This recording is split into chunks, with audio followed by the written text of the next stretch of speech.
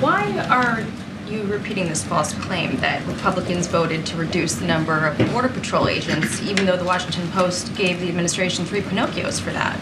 So we don't believe it's a false claim. Our statements were very direct here. So the reason I ask is because it's just, to voters, don't you think they know the difference between, what is a truthful statement and what is spin? And is it insulting to them at all to keep saying it when it's just not true?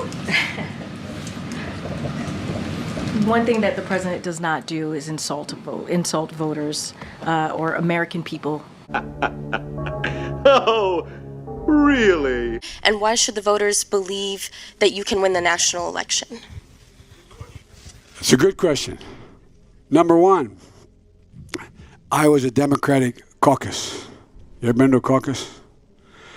No, you haven't. You're a lying dog-faced pony soldier. You said you were, but now you got to be honest. I'm going to be honest with you. Joe Biden, confronted by a UAW worker on his Second Amendment policies. All right, thank you.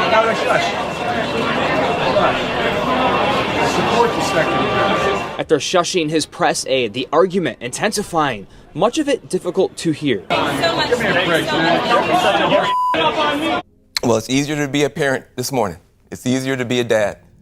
It's easier to tell your kids character matters. It matters. Telling the truth matters. Being a good person matters. Hush up, boy.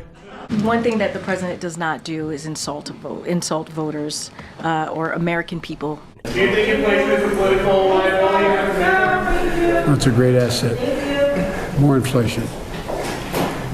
What a stupid son of a... All right, we know that President Biden likes to cultivate his public image as kindly Uncle Joe, he's often referred to. But apparently behind the scenes, I'm talking about in private, he reportedly has a bit of a temper. And you ain't black. And unleashes it on his staff. That's according to an article by Axios. So you're a damn liar, man. That's not true.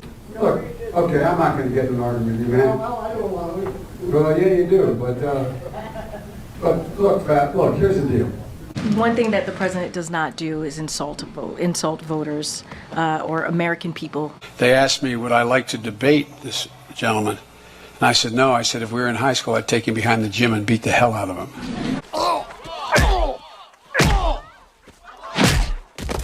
I think you've had enough. No? Now you've had enough. But I'm not joking when I say this. If you're ever working with me and I hear you treat another colleague with disrespect, talk down to someone, I promise you I will fire you on the spot. On the spot.